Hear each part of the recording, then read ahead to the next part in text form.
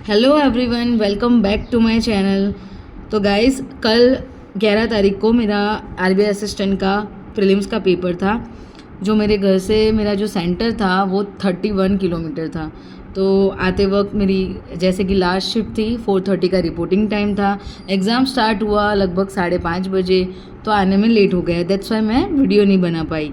तो मैं अपना सेल्फ जो गिवन एनालिसिस है वो आज आपको दूंगी, क्या मेरे अटैम्प्ट्स रहे, क्या पेपर में आया था, ताकि नेक्स्ट जो 13 को भी मैंने सुना है एग्ज़ाम है प्रीलिम्स का, तो आपको भी हेल्प हो, और जो नेक्स्ट आरबीआई असिस्टेंट या कोई भी एग्ज़ाम जो टारगेट कर रहे हैं उनके लिए भी हेल्प हो जाए। तो शुरू करते हैं गाइस। सबसे पहले जो मेरा सेक्शन जो खुला था वो था इंग्लिश लैंग्वेज का, जिसमें मैंने 28 अटैम्प्ट्स किए थे। देन आता है न्यूमेरिकल एबिलिटी, जिसमें मैंने 33 अटैम्प्ट्स किए थे। और देन लास्ट का जो सेक्शन था वो था रीजनिंग, और उसमें मैंने अटैम्प्ट्स किए 35, और ऐसे मेरे टोटल अटैम्प्ट्स हुए गाइस 96। तो क्या क्या आया था पेपर में वो भी हम देख लेते हैं। तो गाइस, इंग्लिश में हम देखेंगे सबसे पहले क्या पूछा था।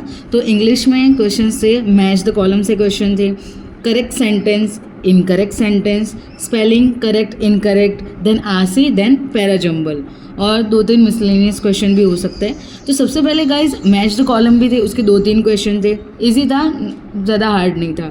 देन करेक्ट सेंटेंस, ऊपर जो हमें दी गई थी करेक्ट ढूंढना है कि इनकरेक्ट ढूंढना है, तो वो हमें ध्यान से देखना था। किसी में कैसा आ रहा था कि जैसे एक क्वेश्चन आया जिसमें करेक्ट ढूंढना है, सेकेंड में वापस इनकरेक्ट ढूंढना है, तो इस तरह से क्वेश्चन अल्टरनेटिव आ रहे थे। तो वैसे 2-3 क्वेश्चन करेक्ट सेंटेंस के थे, 2-3 इनकरेक्ट के थे।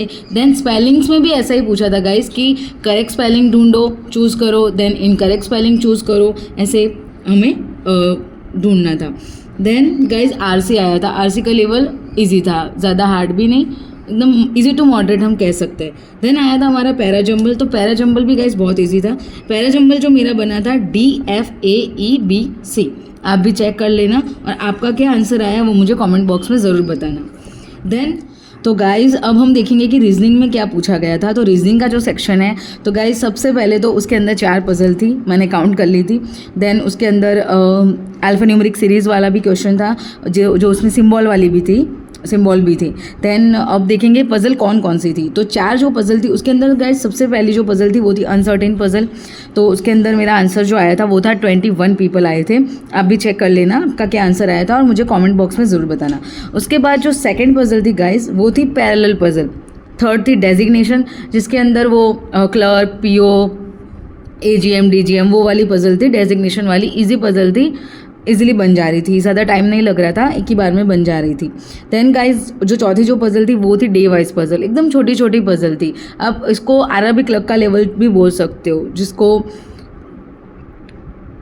डे वाइज जो पज़ल थी उसके अंदर मंडे टू जो सैटरडे वाली होती है वो वाली पज़ल थी, वो भी एकदम इजी पज़ल थी।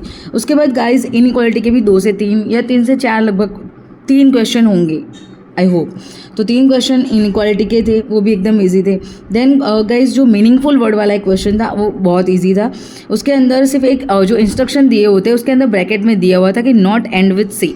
जो 4 लेटर का हमें वर्ड बनाना था उसके अंदर लिखा हुआ था कि वो एंड सी से नहीं होना चाहिए। तो जिसने भी ये इंस्ट्रक्शन नहीं पढ़ा होगा, ध्यान नहीं दिया होगा, तो उसकी क्वेश्चन रॉन्ग होने की पॉसिबिलिटी हो सकती है। अदरवाइज अगर आपने ध्यान से पढ़ा था तो इजीली वो वर्ड बन रहा था CARD कार्ड। ओके, तो यही था overall reasoning section. Guys reasoning section बहुत इजी लगा मुझे तो, और मेरा समथिंग 4 मिनट्स पहले मेरा रीजनिंग सेक्शन ख़त्म हो गया था। उसके बाद मैंने सारे आंसर फिर से मैच भी कर लिए थे मेरी शीट से कि मेरी पज़ल जो है वो सारी सही बनी है कि नहीं। ओके, तो अब आगे बढ़ते हैं गाइस कॉन्ट्स सेक्शन की तरफ। कॉन्ट्स मुझे तो बहुत इजी लगी, बहुत अच्छी कॉन्ट्स का सेक्शन जो था बहुत अच्छा था गाइस। तो उसके अंदर सबसे पहले तो था रॉन्ग नंबर सीरीज़ आई थी। रॉन्ग नंबर सीरीज़ ऐसे हमें लगता है कि टफ होती है मिसिंग सीरीज़ से, बट इस बार आपको मैं बताऊँ तो रॉन्ग नंबर सीरीज़ भी एकदम ईजी थी, ईजिली बन जा रही थी, एक बार में ही लिखने से बन जा रही थी। देन गाइस अरिथमेटिक के क्वेश्चन थे। अरिथमेटिक के क्वेश्चन भी एकदम इजी थे, अरबिक क्लॉक लेवल ही बोलो आप, एकदम इजीली सिंगल लाइन के क्वेश्चन थे, बन जा रहे थे, ज़्यादा बड़े क्वेश्चन नहीं थे। उसके अंदर पार्टनरशिप का क्वेश्चन था, SI का एक क्वेश्चन था, SI CI पर CI का नहीं था, SI का था एक क्वेश्चन। फिर बोट एंड स्ट्रिप का एक क्वेश्चन था, डाउनस्ट्रीम और अपस्ट्रीम की स्पीड दे रखी थी और हमें स्टिल वाटर के अंदर बोट की स्पीड ढूंढनी थी। देन गाइस सिंप्लीफिकेशन के क्वेश्चन एकदम इजी थे। अगर आपने स्क्वायर्स, क्यूब्स अच्छे से और टेबल्स अच्छे से कर रखे हैं, तो सिंप्लीफिकेशन एकदम अच्छा था। देन डीआई थी, वो भी बहुत इजी थी, डीआई के क्वेश्चन भी बहुत इजी था।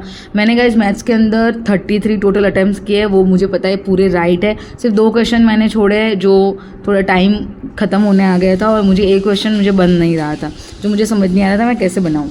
ओके गाइस, तो टोटल रीजनिंग के अंदर मैंने 35 आउट ऑफ 35 किए, और कॉन्ट्स के अंदर 33, एंड इंग्लिश के अंदर वापस मैं बता देती हूँ आपको 28 अटैम्प्ट मैंने किए हैं। तो ऐसे टोटल मेरे 96 अटैम्प्ट्स हैं, और मेरा जो सेंटर था वो गांधीनगर के अंदर था।